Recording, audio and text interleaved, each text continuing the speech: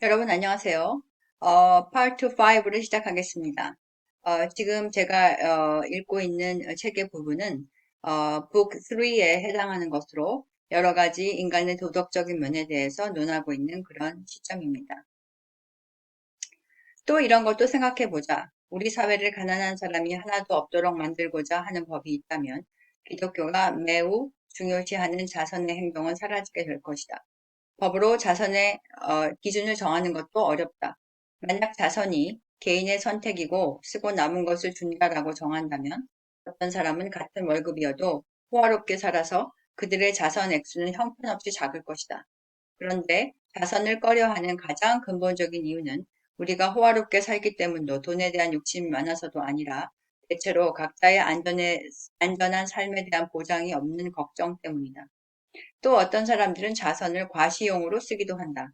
그들이 부담할 수 있는 수준보다 더 많이 과장한다.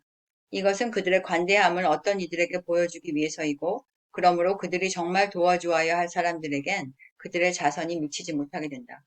결론적으로 말하면, 공산주의 진영의 사람들은 성경의 좌파적인 면만을 강조하여 그 의견을 더욱 펼치려 할 것이고, 민주주의 진영은 성경이 너무 시대를 벗어난 구습이라 비판할 것이다. 그러므로 성경에 쓰여진 대로 이루려는 기독교적 사회라는 것은 회의적일 수밖에 없다. 다른 사람을 내가 대접받기 원하듯 대접하라는 메시지를 성경대로 실천하려는 것은 개개인의 보는 각도에 따라 혹은 각자 해석하고 싶은 대로 해서 모두가 자기 자신들이 판사가 된 것처럼 이용할 수 있다. 기독교 정신이 바탕이 되는 인간 사회를 구현하고자 한다면 거쳐야 할 과정들이 있다는 것을 알게 된다. 기독교적 사회는 모든 구성원들 스스로가 크리스천의 모습이 되어야 가능하다.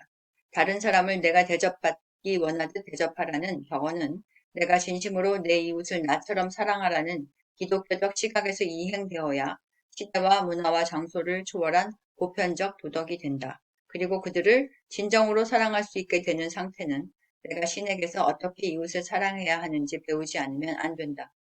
그에게서 이웃을 사랑할 수 있는 방법을 배우려면 신을 사랑해야 하고 그를 사랑하려면 순종해야 한다. 한마디로 우리는 낮은 차원에서 시작해야 기독교적 사회를 이룰 수 있다. 사회 안에서 개인들 사이의 관계 정립에 골몰하여 여러 가지 법과 제도를 만들 것이 아니라 근본적인 해결 방안, 즉, 각 개인이 신을 사랑하고 순종하는 방향으로 가야 한다. 진정한 기독교의 정신이 각 개인의 마음속에 자리 잡을 때 사회는 기독교적 정신이 흐르는 사회로 바뀔 수 있다.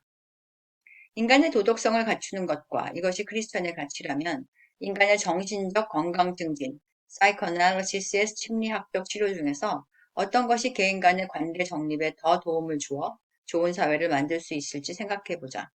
다른 사람을 내가 대우받기 원하는 것처럼 대하는 것은 이 목표를 실천하기 위해서 부단히 노력해야 하고 진실한 크리스천이 되어야 가능하지만 그 이전에 기독교적 입장에서 본 하나님이 말하는 선한 인간은 어떤 것인지 정확히 알아야 할 필요가 있다. 프로이드는 인간의 정신세계를 과학적으로 분석했고 이것은 학문적 관점에서 보면 의미 있는 것이기도 하지만 기독교적 관점에서 보면 짚어보고 가야 할 면이 있다. 자타가 공인하는 심리학 분야의 대가인 프로이드가 인간의 도덕성을 파악하는 방법에 문제가 있는 것으로 보인다는 말이다. 사람의 도덕적 선택은 드러나는 행위보다 그 선택을 하도록 하는 보이지 않는 정신 상태를 봐야 한다. 위험한 것을 보고 두려워하는 것은 정상이지만 고양이나 개를 보기만 해도 무서워하는 것은 비정상적이라고 가정하자. 과학적인 입장에선 심리학은 이러한 비정상적인 면을 치료함으로써 올바른 행동, 즉 고양이나 개를 두려워하지 않도록 하는 데 있다. 하지만 크리스천의 가치는 인간의 도덕성을 논할 때 그 사람의 정신 상태가 정상인지 비정상인지에 큰 중요성을 두지 않는다. 예를 들면 비정상적 두려움을 가진 군인 2명을 놓고 심리적 치료를 해서 둘 다 정상적이 되었다고 해도 용감한 선택을 하는 것은 정상이거나 비정상적인 정신 상태와 별 관계가 없을 수 있다. 이들이 치료된 것을 숨겨서 여전히 비정상적인 두려움을 가진 척하면 아무도 그 속을 모른다. 나는 아직도 아픈 사람이라고 속여서 용감한 도덕성을 발휘하지 않을 수 있다. 그러므로 도덕적 선택은 아무리 정신 상태를 바꾼다고 해도 달라지지 않을 수 있는 매우 독립적인 것이다. 과학으로 아무리 사람의 정신을 치료해도 그 치료로 도덕성은 도와지지 않는다. 사람의 자유의지는 심리학적 치료에 의해 영향을 받는 것이 아니다. 신에겐 정신적 문제나 결함이 죄가 되지 않는다. 또한 신은 드러나는 행동으로 판단하지 않고 사람의 도덕적 선택이 무엇이었는가, 그리고 더더욱 중요한 것은 그 도덕적 선택에 이르기까지 그에 주어진 조건이 어땠는지를 본다. 다시 말해, 그 누군가에게 주어진 조건을 바탕으로 하여 과연 그가 어떤 행동을 했는지를 본다. 어떤 사람이 비정상적으로 동물에 대한 두려움이 있음에도 위험에 처한 개와 고양이를 만져서 구해줬다면 동물에 대한 두려움이 없는 사람이 동물들을 많이 구해주는 것보다 신은 그 한 번을 훨씬 더 가치 있게 생각할 것이고, 만약 폭력이 좋은 것이라고 평생 훈련받은 사람이 아주 작지만 한 사람에게 친절을 베풀었다면 이것은 폭력이 나쁜 것이라 교육받은 사람이 선행을 많이 베푸는 것보다 훨씬 더욱 가치 있게 평가될 수 있을 것이다. 좋은 환경 속에서 자란 사람이 힘들이지 않고 선행을 한다고 매우 나쁜 환경에서 자랐기 때문에 선행하기가 매우 힘든 사람과 비교해서 우대해도 좋은가? 만약 우리가 그들처럼 굉장히 안 좋은 환경에서 자랐다면 그 사람들보다 더 나쁘게 되지 않았을 것이라 어떻게 장담하는가? 그러므로 더욱이 크리스천들은 사람들의 행위가 좋던 나쁘던 그 어떤 방향으로도 그들을 판단하면 안 된다. 첫째, 우리는 그들이 어떤 조건을 가졌고 어떻게 자랐는지 모른다. 그들은 우리가 쉽게 할 수 있는 일에 훨씬 더 많은 노력을 필요로 할지 모른다. 둘째, 우리는 어떤 사람의 행동으로 드러나는 것만 알 뿐이다. 사실 인간은 보이지 않는 정신도 보이는 결과도 둘 다 왜곡할 수 있다. 정상인데도 동정을 받기 위해 비정상적인 것처럼 보이도록 하고 그에 따라 비정상적인 행동을 할 수 있다. 이 경우 그 사람은 비정상적이지도 않고 그 결과도 진실에서 온 것이 아니다. 이 말은 겉으로 나타난 인간의 정신적 측면이 그 결과를 설명하는 증거로 인정될 수 없다는 말이다. 사람의 이러한 위선을 가능하게 하는 것은 그 내부를 감싸는 외부막, 육신이 존재하기 때문이다. 언젠가 몸이 죽어 그 외부막이 떨어지는 날, 내부의 실태가 적나라하게 드러날 것이다.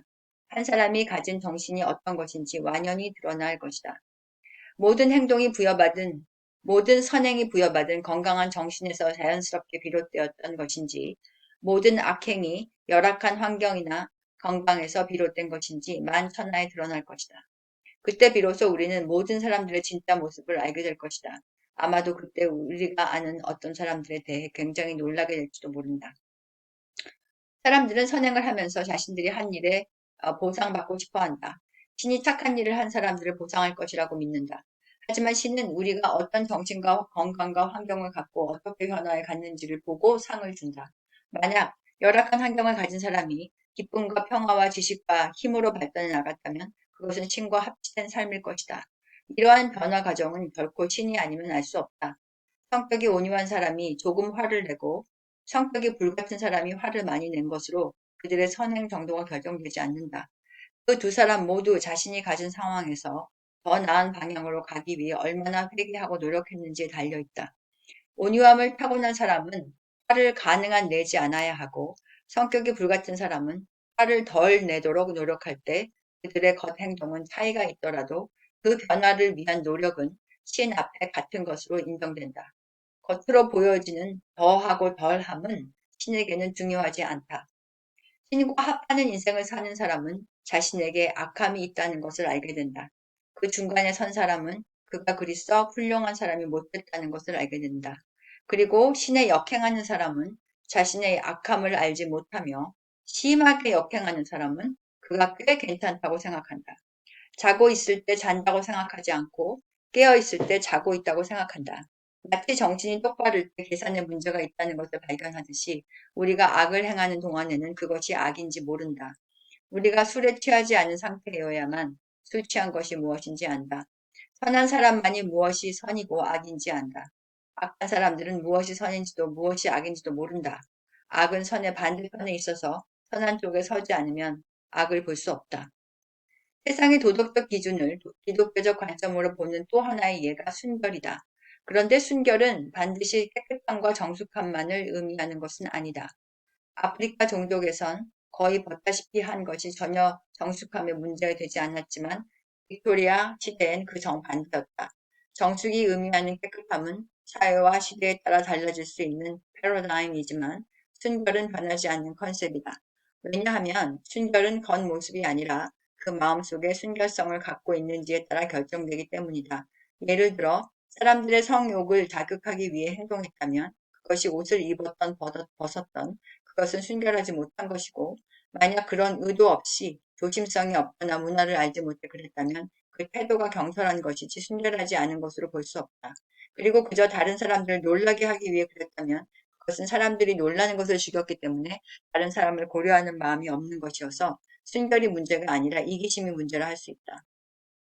엄밀히 말하면 정숙함이 곧 순결을 말하는 것은 아니지만 정숙함이 순결이라고 생각했던 시대가 간단해서 좋기도 했다. 왜냐하면 이제 세대에 따라 순결을 보는 관점이 완전히 달라졌기 때문이다. 기성세대는 정숙을 순결과 동일시하는데 젊은 세대는 기성세대들이 너무 청교도적이라고 생각한다. 이것만 봐도 다른 세대들이 상대방의 관점을 이해해 준다면 이 사회 대부분의 갈등이 해결될 수도 있지 않을까 생각하게 된다. 기독교가 말하는 순결은 매우 엄격하다. 이 때문에 기독교가 말하는 순결은 본능으로부터 역행하는, 그래서 기독교가 잘못되었는지 아니면 사람의 본능이 비정상적이든지 둘 중에 하나라고 비판을 받는다. 그런데 크리스천이 된다는 것은 무엇을 의미하는가? 인간의 본능이 변하는 것이 아닌가? 크리스천은 본능대로 사는 사람들이 아니다. 마치 먹는 본능이 몸을 보존하기 위한 것처럼 본능에 기반한 성의 목적은 번식이다. 그러므로 기독교가 순결에 엄격한 이유가 있다. 만약 우리가 먹는 것을 절제하지 못하여 너무 많이 먹는다 해도 배가 터질 정도로는 먹을 수 없다. 위는 일정한 크기가 있다. 두세 사람 몫은 먹어도 10인분은 혼자 못 먹는다. 하지만 성욕을 컨트롤하지 않는다면 그것은 위의 크기처럼 제한이 있는 것이 아니어서 한 지방을 만들고도 남을 만큼 자녀를 낳을 수 있다. 성욕은 그 기능 자체가 다른 욕구와 달라 매우 과도한 결과를 초래할 수 있기 때문이다. 즉 성욕은 다른 탐닉에 비해 훨씬 큰 책임을 져야 할 결과를 초래한다. 이제 기독교가 본능을 억압하지 않는다는 사실을 입증해 보자. 스트립 댄서 대신 맛있는 음식을 무대에 올리고 그 뚜껑을 열 때 불을 소등하는 나라가 있다고 가정해 보자. 이것이 이상한가? 그렇다면 그곳에 사는 사람들은 우리 사회에서 이행되는 무대에 올라간 스트립 댄서를 보고 이상하다고 말하지 않겠는가? 이 두 가지가 결국 탐닉에 관한 것이면 매한 가지이다. 그런데 음식을 무대에 올리는 이 나라 사람들은 배가 너무 고파서 그런 쇼를 보러 오겠는가? 마찬가지로 스트립 댄서를 무대에 놓고 보는 사람들은 성욕을 풀 수가 없어서 모이겠는가? 이만 봐도 그들이 배가 고파서도 아니고 성행위가 금지되어서도 아님을 알 수 있다. 사실 성행위가 더 엄격히 금지되었던 시절 스트립 댄서는 없었다. 오히려 피임약이 있어서 결혼한 사람들도 훨씬 자유롭게 성을 누릴 수 있고 사회 자체도 훨씬 개방적인 현 시대에 스트립 댄서가 흘러넘친다. 이러니 성이 억압하다 그렇다는 것은 넌센스다. 우리 사회가 옛날보다 성 문제로 골머리를 앓는 이유는 억압 때문이 아니다. 성욕은 식욕과 마찬가지로 탐닉할수록 커지기 때문이다. 결코 절제하기 때문에 커지는 것이 아니다. 배고픈 사람도 음식을 생각하지만 대식가는 더욱 음식을 밝힌다. 술을 안 마시면 생각이 나기도 하지만 술을 많이 마시기 때문에 술 생각이 더 난다. 오늘은 여기까지 마치겠습니다. 다음번에 Part 6에서 뵙겠습니다. 시청해 주셔서 감사합니다.